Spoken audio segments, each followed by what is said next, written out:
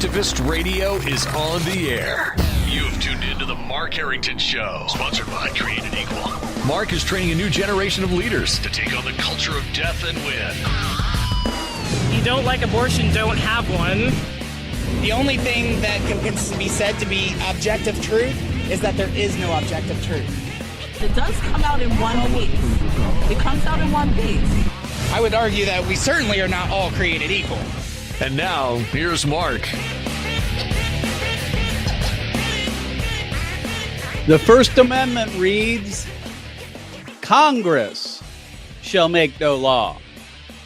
The First Amendment of the United States Constitution reads, Congress shall make no law regarding the establishment of religion or restricting free expression. That's what the First Amendment reads. The question we have today, and what we're going to talk about here on the Mark Harrington Show, your radio activist, is whether it's necessary for legislatures, like in the state of Ohio, to pass additional measures to protect free speech. That's what we want to talk about today, because that's what's happening. There's a bill that's been introduced into the Ohio legislature that is going to be called the Campus Free Speech Act. Like we needed that, but it's called the Campus Free Speech Act, and it's supposedly going to at least establish some ground rules for First Amendment free speech activities on university campuses within the state of Ohio. And the question I ask is this necessary? Now, generally speaking, your radio activist who's been on the front lines of the culture war, fighting on the abortion issue and child killing for over 20 years, my position has been historically that there's no reason to so-called improve upon the First Amendment. It doesn't need it. It's clear. Congress shall make no law regarding the establishment of religion or restricting the free exercise thereof. It's pretty clear. The restriction is to Congress only, right? Unfortunately, over the decades since, there have been restrictions and laws and other things to restrain free speech. But the First Amendment's clear.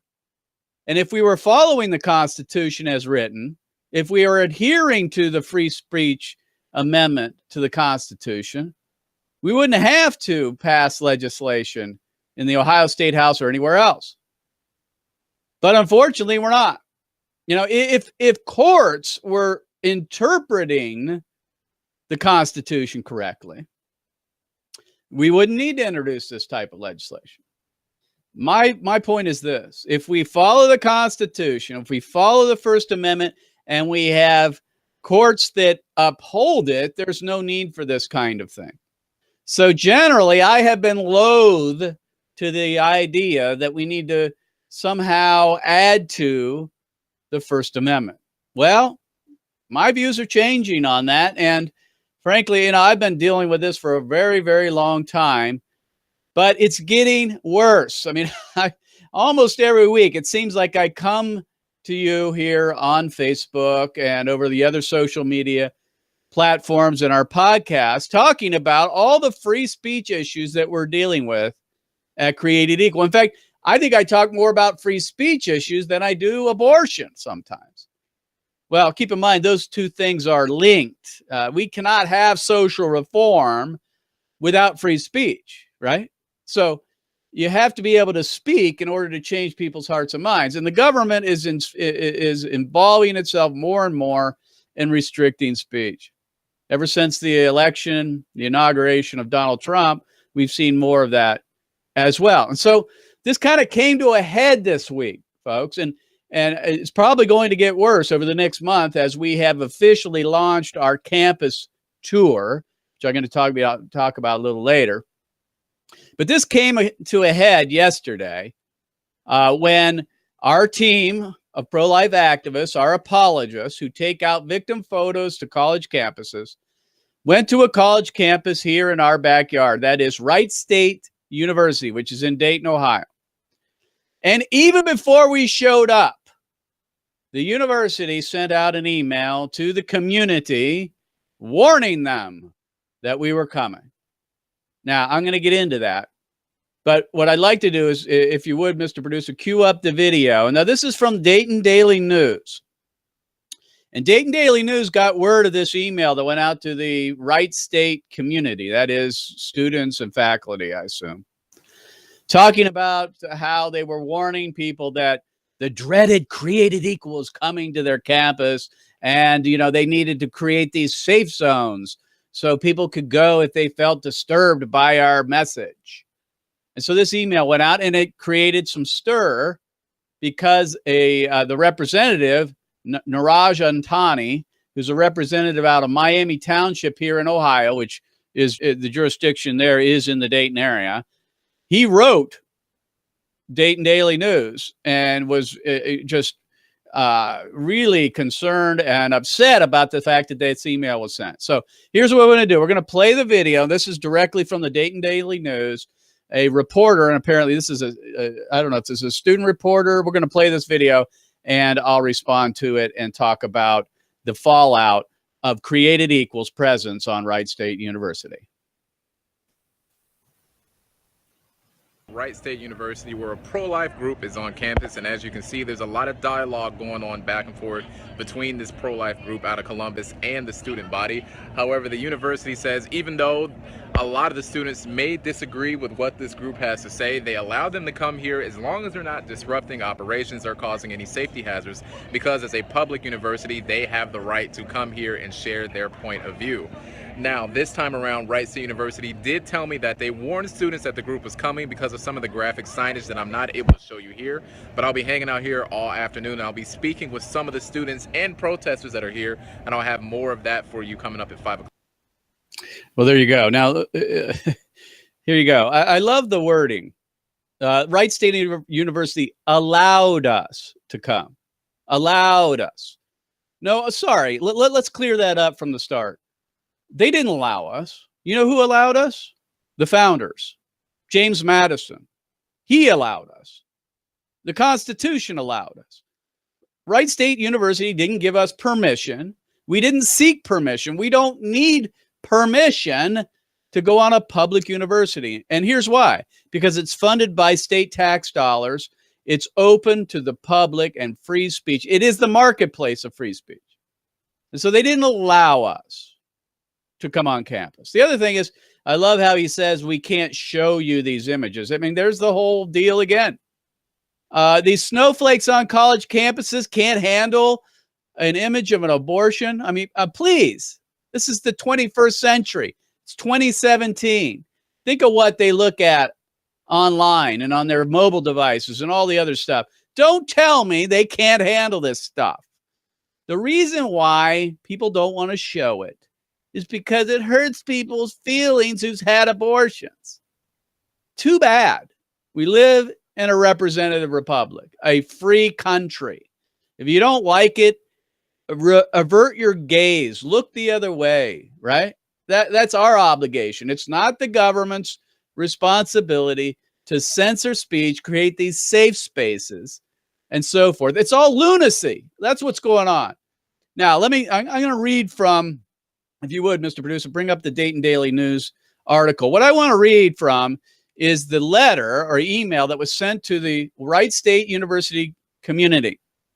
And this is just a portion of the letter that was included in the article from Dayton, the Dayton Daily News, talking about this controversy of Created Equal coming on campus with abortion victim photography.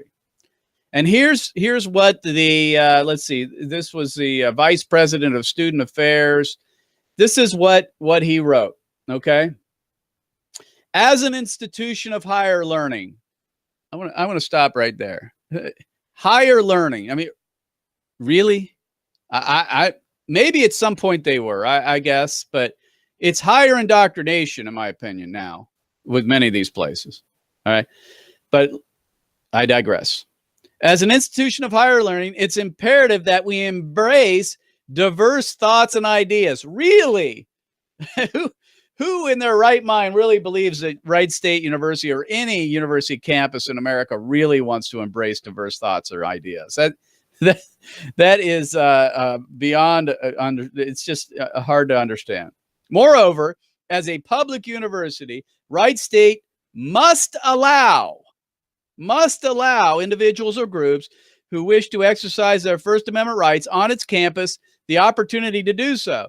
This is true even when individuals or groups express views that some in our community find offensive. I want to highlight two things there. Again, Wright State must allow. What are they being forced? Are they being, are they being bound and gagged and being forced to allow us to come? Why don't we replace, if this was really an institution of higher learning and free thought, those words should be replaced with welcomes. Wright State welcomes individuals or groups who wish to exercise their First Amendment rights. They should welcome it, not must allow. It's like, oh gosh, we got to put up with these people. These are indoctrination centers, folks. They think they have, filibuster of students. They think they have complete control and authority of what they learn.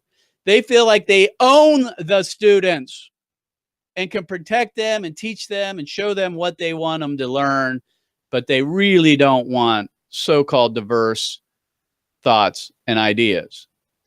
The other thing, it says that this is true even when individuals or groups views that some in the community find offensive. Okay, so my question is, what percentage of the student body or faculty, what is that percent that requires Wright State University to send out an email warning people about people like created equal and the message of abortion?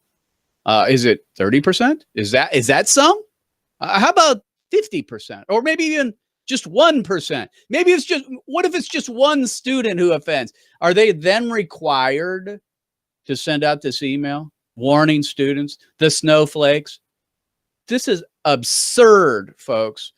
Our country has lost its way.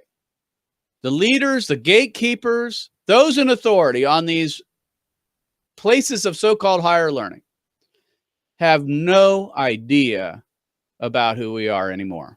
They reject the founding of our country. They despise the idea that an organization like ours could come on campus and talk to people about abortion. They want authority over their students. And the other thing is, by essence of just watching this young person talk about us, he doesn't have any clue about what the First Amendment is. We've lost the ability to teach our students about what our civil responsibilities, civility, right? First Amendment, Constitution, it's been lost to this generation. It's been lost to this generation. Let me go on here.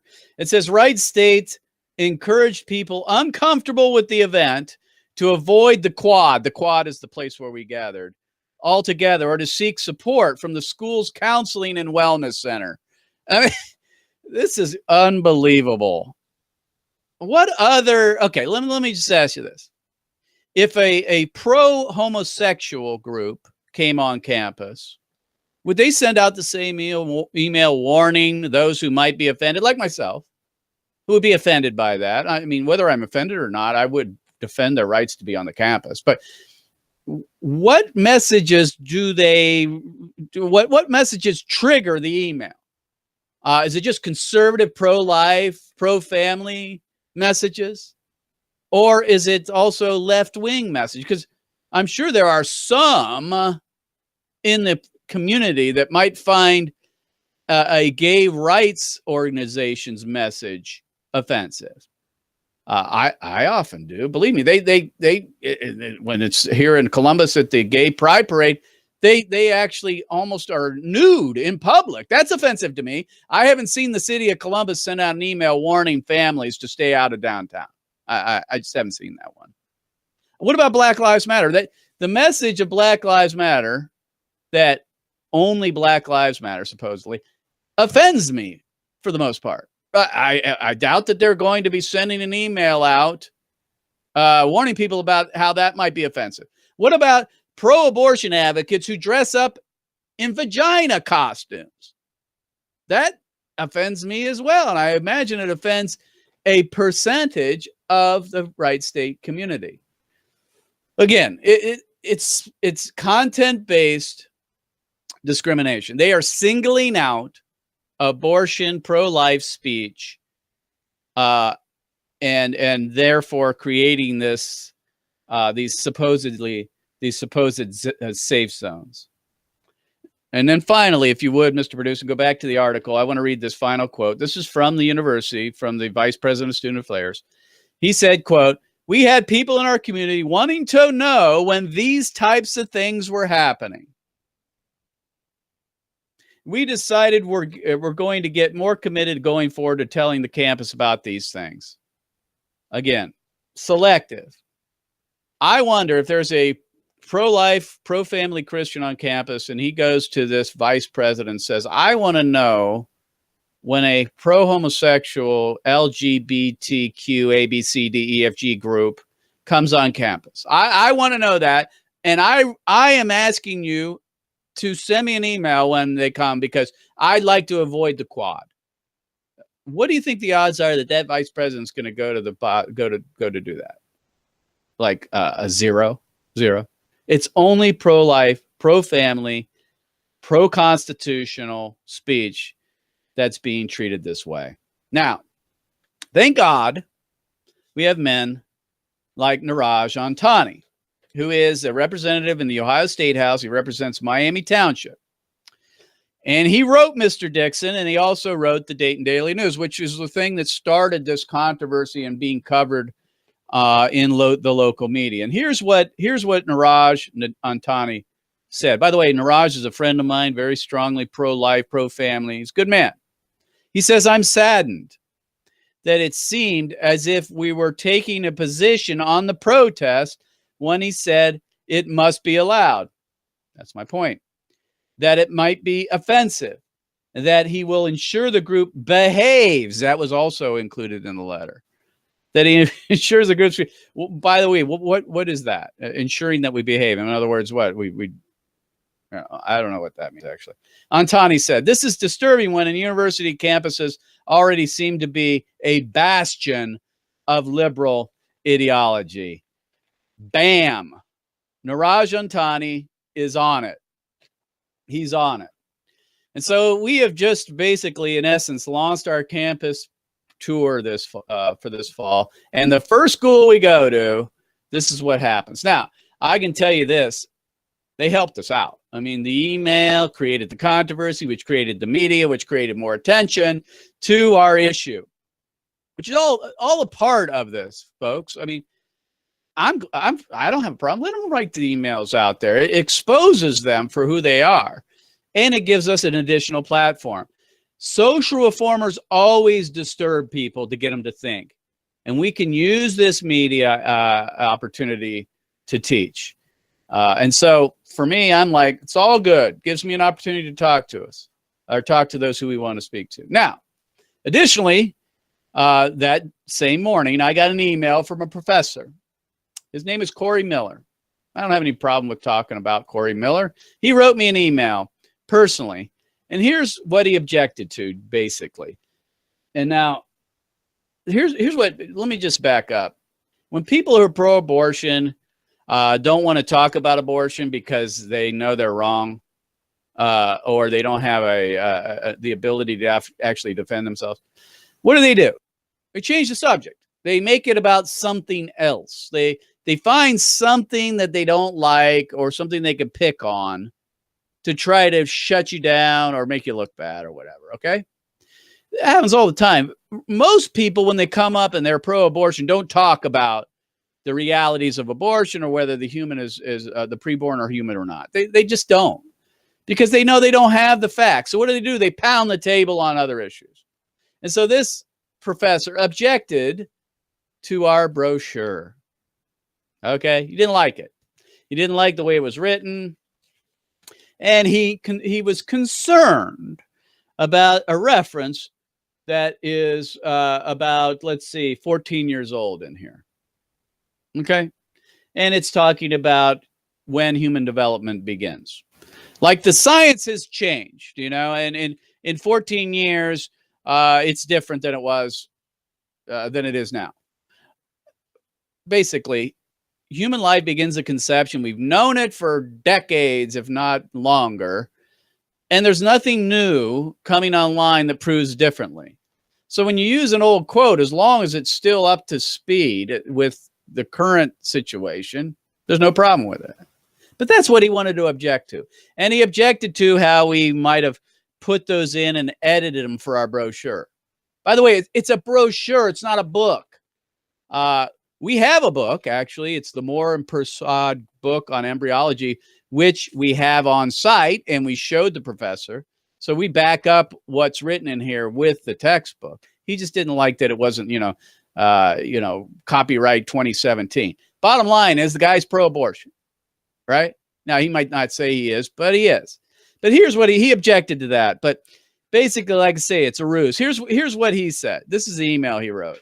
And this gives you another picture. Not only do we have the vice president of the university coming out and sending this email out for all the snowflakes on campus who can't handle talking about abortion and seeing victim images that need to have a counseling center set up for them. Not only we have that, but we have elitist professors like Corey Miller.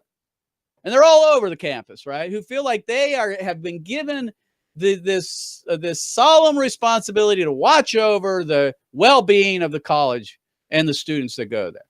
Like they own the students. The parents don't own them. They do. Or God doesn't own them. They're not independent thinkers. They can't think on their own. So they got to have a Corey Miller that's going to be the gatekeeper, right? Here's what he wrote. I understand free speech and WSU's, that's Wright State University's, desire to foster free speech on campus. I love how people always start out with this, kind of tacit, tip of the hat. Oh, I believe in this and this and this. But the rest of my email is going to be about how I really don't believe that. That's what this is about, okay? He goes, I understand the free speech and WSU's desire to foster free speech on campus. But, here we go. But I believe, there we go. I believe. Well, what he believes is a lot more important probably supposedly than what we believe, because he's a professor at Wright State University, right? And what he says, you need to take as authority, right? He says, I believe that the speech must adhere to Wright State standards of scholastic honesty and integrity. I mean, I'm laughing, but it's tragic. This guy doesn't understand the First Amendment either. First of all, we are not a student, and therefore he's not grading our paper. This isn't a paper we wrote that he has to grade. So we are a public organization that goes on college campuses and talks to students about abortion. Now, he can have an opinion saying, yeah, it should be written differently. That's fine. But to talk about how it's, I believe that speech must adhere. It must adhere because he says it should to WSU standards of scholastic honesty and integrity. Like I'm sure everything else on Wright State University campus that's taught adheres to the scholastic honesty and integrity. Really? It's a bastion of liberal think, like every other college campus. But he thinks we should adhere to the standards of WSU's integrity. By the way, the First Amendment says Congress shall make no law respecting the establishment of religion or restricting the free speech thereof. Right? There's nothing in there about being honest or having integrity. Now, I believe we should be honest. I think we should have integrity. In fact, the reason why we should is because we want to be credible. We want people to take our arguments to heart and consider them. So we should have our own self-imposed standards of integrity and honesty. I mean, that goes without saying. But to think that this guy believes that we should come under the standards of Wright State University's policies, he doesn't understand the First Amendment. The First Amendment protects people to not tell the truth. If people want to lie, they can lie. Now, if you're talking about a public figure and, there's defamation, false light, those kinds of things, and I should know that. We were sued and exonerated in court with Stericycle. But there's a very high bar when it comes to defamation, that kind of thing. In other words, the First Amendment protects people from being stupid and not being honest and not having integrity. It does. I mean, look at our politics today. Look at the things that are said about individual politicians, starting with our president going on down. Do you think those meet the standards, according to this professor of scholastic honesty and integrity? No, they don't. But they're protected speech. Because the answer to speech you don't like or you don't think is honest is more speech, not less. More speech, not less. If you don't think it's honest, then show us the stuff that you believe is. Give me a quote. If you don't like this one here in our brochure, it talks about human development beginning at conception, then show me your quotes that say that human development starts some other time after conception. The bottom line is you're going to have a hard time finding that, at least in a medical journals and medical textbooks, which, by the way, this is where this is taking from. This Moore and Persaud textbook is currently being used on college campuses across the country as I speak. And I'm sure that quote is still in there. But anyway, so that's what this is now. Let me read on. Although there are many inaccuracies in created equals literature, of course they are. Of course they're inaccurate, because you don't want to talk about whether abortion dismembers, decapitates, and disembowels a baby. So you got to deal with this question.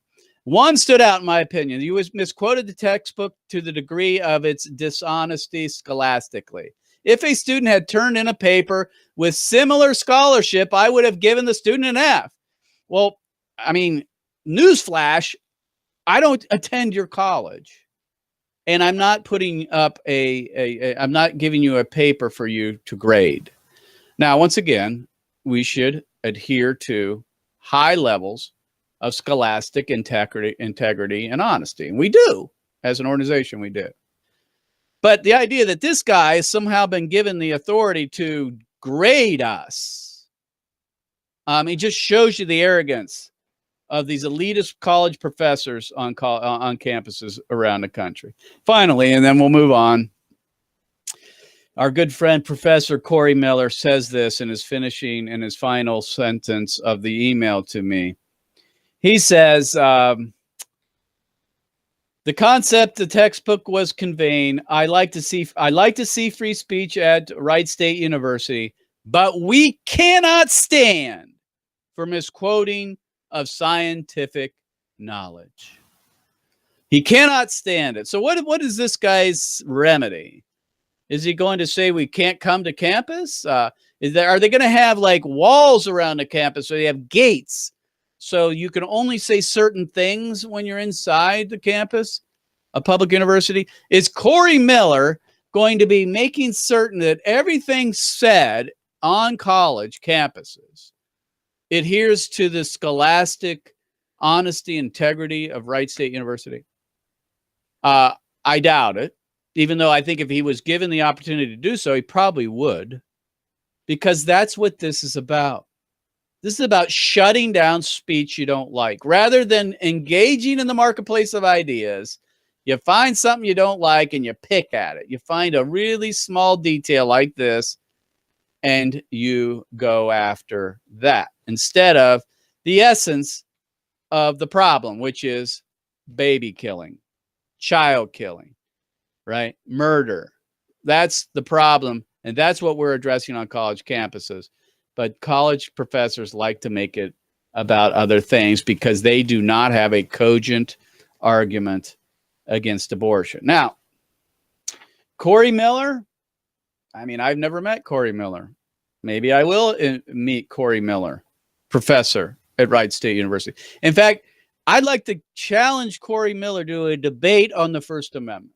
I love that. On a college campus, let's debate his email. Let's debate what he believes should be instituted on a college campus, which is honesty and integrity, which basically means nothing that's pro-life can't come on campus, and you have to go through the gatekeepers like him in order to speak. But I would love to debate him on college campuses, and who knows, when I respond to this email, maybe I'll give him that option, because that would be a whole lot of fun. But in his bio, and if you would, Mr. Producer, bring up the bio.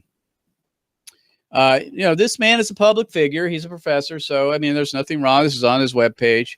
I'm not disclosing anything that's not publicly known. In his bio, it says that his research interests include personal psychology, legal issues. Well, legal issues, the guy ought to know what the First Amendment means and what the Constitution stands for, and all the thousands of court precedents that protect free speech on college campuses, even if the speech is not accurate, even though ours was. He should know that. But again, and diversity management, the catchphrase, right? For all things are good. Yeah, all behavior is good. Nobody judges behavior. There's no right and wrong.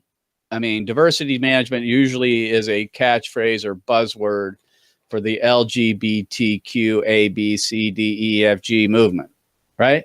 He goes on and it says in his bio that he teaches often and writes on human sexuality. Therefore, now again, I could be completely wrong. I don't want to judge his motives entirely. And down below it says he has consulted on an independent basis on topics such as sexual harassment and diversity, personnel selection, questionnaire development, and personal appraisal. Okay, personnel appraisal. Well, I mean, that doesn't tell us everything about him, but this whole diversity management, human sexuality, sexual harassment, I'm opposed to all that, of course, and diversity. These are usually, you'd think diversity management, he'd be totally fine with our presence on campus. Now, again, he didn't come out and say we don't have the right to be there. They never do. They always just say, yeah, you have the right, but here's why you really shouldn't be here. And they pick something like, and the thing is, he took the time to actually find the brochure that we were handing out before we even came to campus. Probably a day before when the email was sent out, he probably went online, found this, and started looking, how can I find ways of picking on these people? Because I really don't want to talk about abortion, because they're going to bring victim images and they're going to get a lot of people talking and that kind of thing. So you got to give him some credit for actually taking the time and researching us. I think his arguments obviously are bogus, and that it really lends us to the idea that he has an agenda behind his trying to pick out these things to change the subject. But anyway, this is what's happening on college campuses. Therefore, along with the fact that we have been dealing with this week, attempting, at least setting up arrangements to go to 27 college campuses listed here.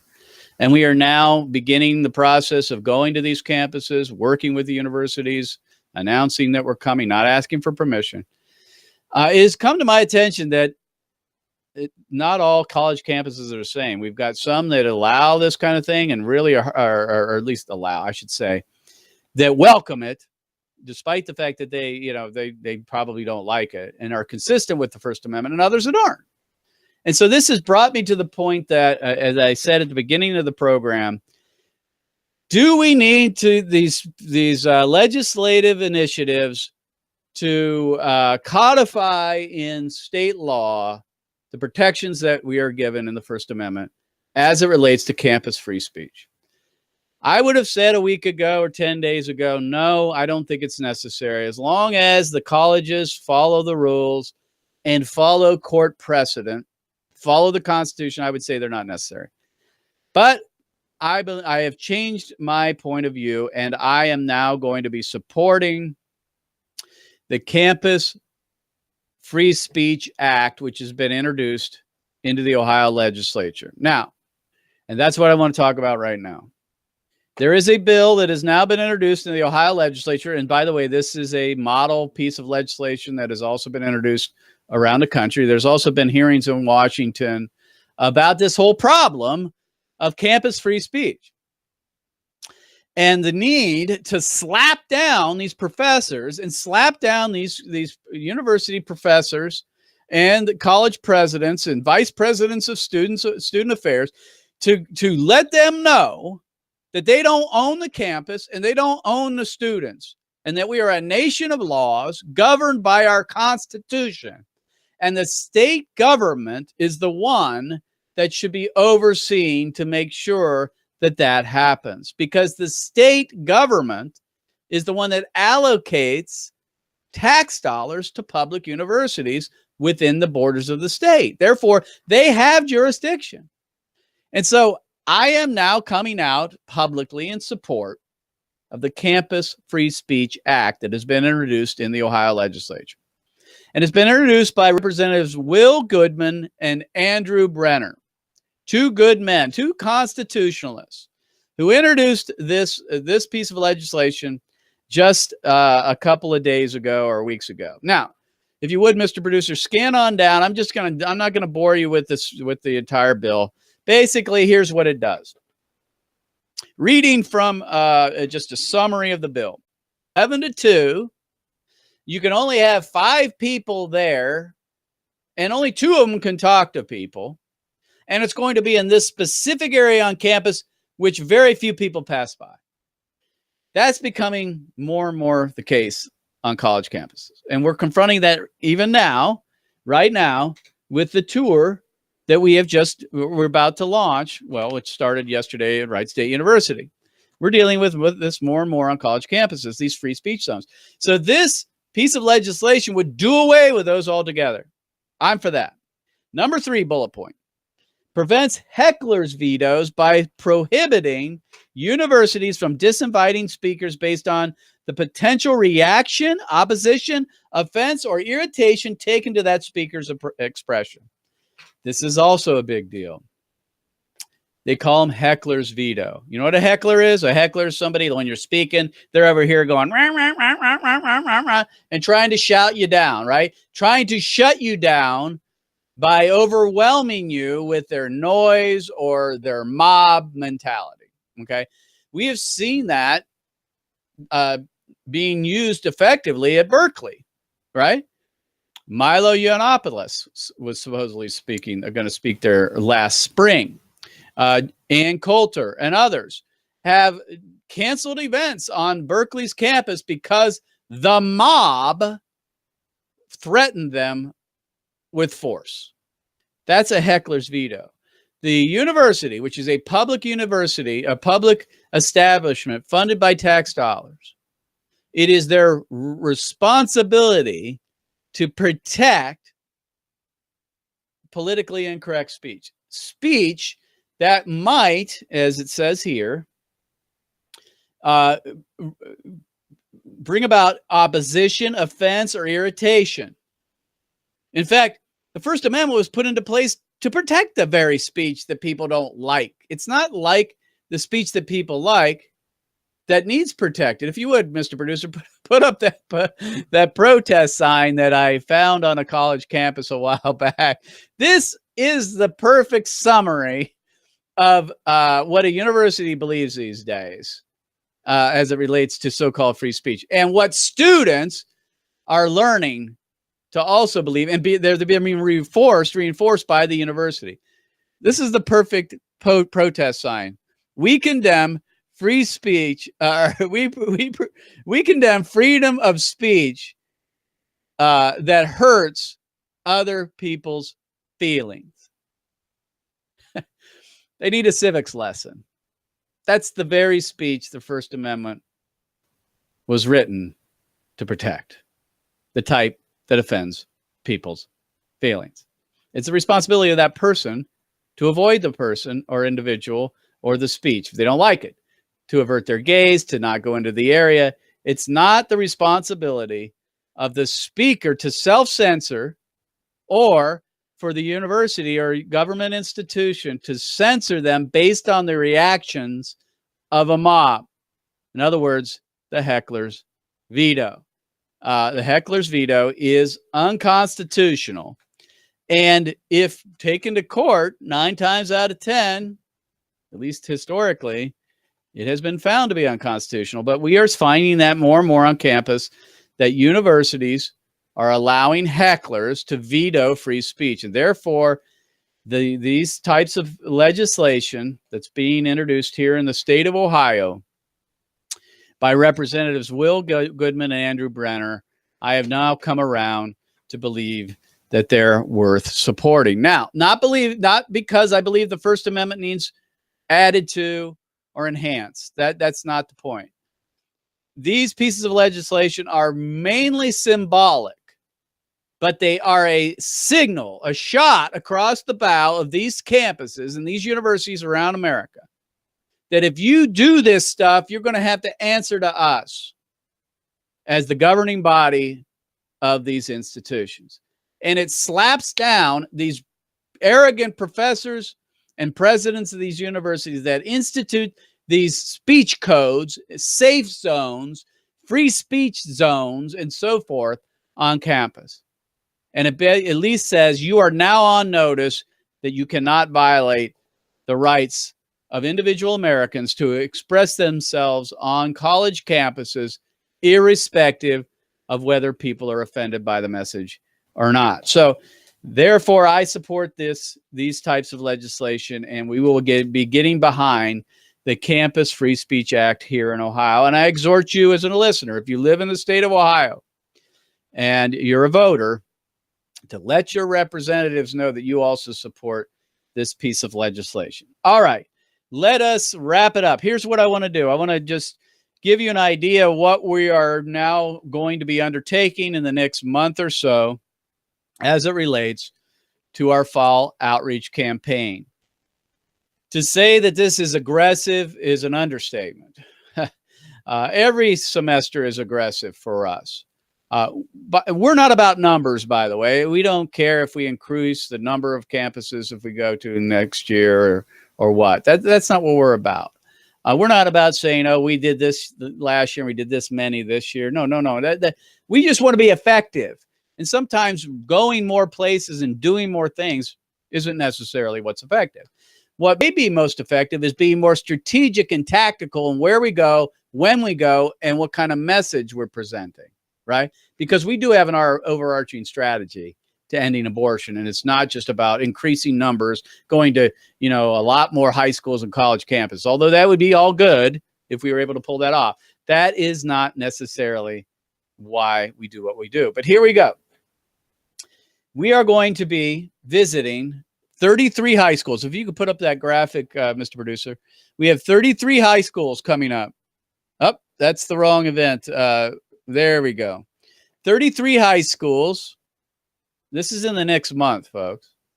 Think about that. I mean, there's only, 21 business days in a week? That's a lot of high schools.